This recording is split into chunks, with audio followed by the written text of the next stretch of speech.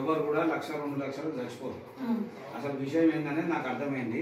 అయితే అది నిజమా అబద్ధమా అవతలలో చెప్పారు, మనం అది నిజం అనుకోవాలా అబద్ధం అనుకోవాలి. నిజమైతే ఒక రకంగా పోతాడు. అక్కడో ఇక్కడో అప్పు చేసి 1,00,000 రూపాయలు ఒక ఆయనకి ఇచ్చిందంట.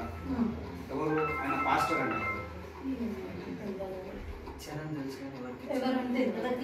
ఎవరో పాస్టర్ అంట ఆయనకు 1,00,000 రూపాయలు ఇచ్చిందంట. ఆ పాస్టర్ ఏమో 10 లక్షలు ఇస్తా అని అన్నాడంట. నేను బాగా అప్పులు ఉన్నాయి, అవన్నీ అప్పులు చేయడానికి ఒక్కసారి ఇచ్చేస్తా అని 10 లక్షలు ఇస్తా అని అన్నాడంట. ఇస్తా అంటే సరే అని చెప్పి అక్కడిక్కడ చేసి తీసుకుపోయాను. 1 లక్ష ఇచ్చిండంట. 1 లక్ష ఇస్తే ఆ 1 లక్ష మళ్ళా 10 లక్షలు వస్తాయని ఆశకి ఇచ్చిండు. తర్వాత ఆయన ఏమన్నాడంట, నువ్వు నాతో కూడా తిరుగుతూ ఉండాలి, అవసరం ఉన్నప్పుడు రావాలి, ఎప్పుడంటే అక్కడ వస్తానని కూడా మాట్లాడినంట. నిజమా అబద్ధమా? పాస్టర్ ఫ్రెండ్ ఉన్నాడు డాడీ, క్రిస్టియన్ ఫ్రెండ్.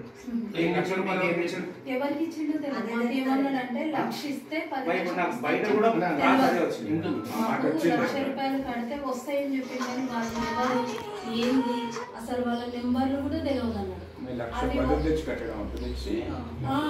అది ఎక్కడ తెచ్చిండో ఏడు ఇచ్చిండో కూడా తెలియదు. ఇంటి దాకా ఆయన ఎప్పుడు ఏ సమస్య తీసుకురాలి. వాళ్ళు అప్పులో కూడా నాకు ఎవరు వచ్చి అడగలేదు. అందుకని మాకు ఇంట్లో కూడా ఏ డౌట్ రాలేదు, ఎప్పుడు అడగలేదు, ఇంతవరకు అడగలేదు. అందుకే మాకు ఏ డౌట్ రాలే. ఆయన ఇబ్బంది ఆయన పడుతూ మమ్మల్ని అయితే చూస్తున్నాడు కదా అని మేము అనుకున్నాం. అట్లా కమిట్మెంట్ ఏం తెలుసా, 1,00,000 రూపాయలు ఏమన్నాడు, 10 లక్షలు ఇస్తాడు, మతం మారమని కూడా చెప్పింది. ఆయన ఏమన్నాడు, మా పిల్లలతో సంబంధం నేను ఒక్కరిని జాయిన్ అవుతాను అన్నాడు. నిజమా? అంటే చెప్పాడు మనీ వస్తాయి లోన్ అని చెప్పాడు. కానీ చిన్న లింక్ గిట్ ఏమైనా ఉందా బేట? ఏం లేదు, అది కూడా లేదా? ఏం చెప్పలేదు. ఇట్లుంటే మనం ఏం చేయొచ్చు అంటే పోలీసు వాళ్ళకి, మీకు అర్థం కాలేదు, మీ దగ్గరకు ఏం దొరుకుతుంది కానీ పోలీసు వాళ్ళకు మనం ఇట్లా జరిగింది అంటే పోలీసు వాళ్ళు మిస్సింగ్ కేసుతో పాటు ఇది కూడా డౌట్ ఉన్నది అన్నప్పుడు ఆయన ఫోన్ నెంబర్ తీసుకొని ఆయన ఎవరికి ఫోన్ చేసిండు అందరికి పిలిపించి మాట్లాడు, వాళ్ళు ఎవరున్నారు ఏం సంగతి చూస్తారు. ఎందుకంటే ఏ మనిషి కూడా చనిపోవడానికి అంత ఈజీగా చనిపోడు. బలమైనటువంటి కారణము లేదా అప్పులో ఫోర్స్ అన్నా లేకపోతే ఆ 10 లక్షలు ఇస్తాడు ఆయన మోసం చేయడం వల్ల చనిపోయి ఉంటాడు. కానీ ఎవరు ఆ థర్డ్ పార్టీ వ్యక్తి ఎవరు? అంటే ఏమన్నా ఫోన్ లో మాట్లాడడం విషయం చెప్పిండు.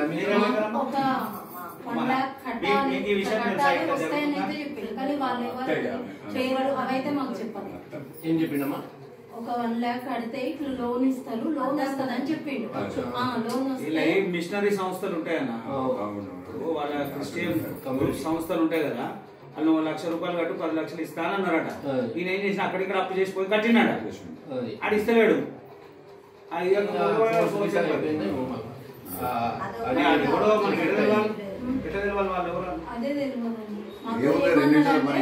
టెక్నాలజీ ఉన్నది, ఈజీ కంపల్సరీ ఉంటుంది.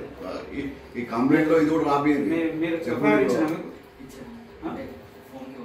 ఫోన్ పంపిరా మీరు 12:30 గంటలకు చైతన్యపూర్ వస్తుంది కదా, చైతన్యపూర్ వస్తుంది 12:30 గంటలకు పోయి రమ్మండి.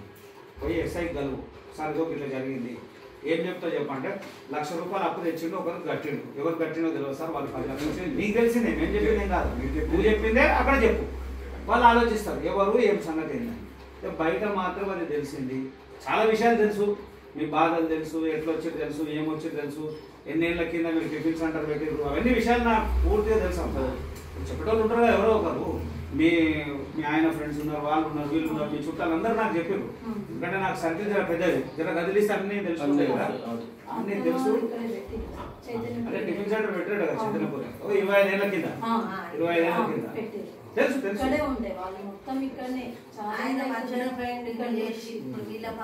అయితే పోలీస్ స్టేషన్ లో పోయి కంప్లైంట్ చేస్తే పోలీసు వాళ్ళు అన్న ఏమంటారు, పోలీస్ స్టేషన్ లో కంప్లైంట్ చేయమంటున్నా, ఒకవేళ ఏమైనా ఇన్ఫర్మేషన్ ఉంటే కనీసం బయటకన్నా వస్తుంది.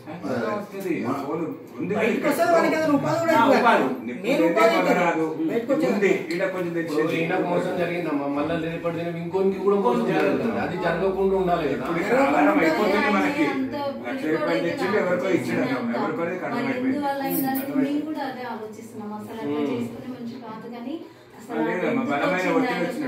ఆలోచన అదే మీరు కూడా ఇంకోటి ఉంటుందమ్మా, ఇది చెప్తే ఏమైందో అనే భయం కూడా ఉంటుంది మీకు. ఆ భయం ఏం పెట్టుకోకుండా ఇది చెప్పుదే నిజాన్ని చెప్పుదే ఏమైందో అది తెలియదు కానీ ఇవి ఎట్లా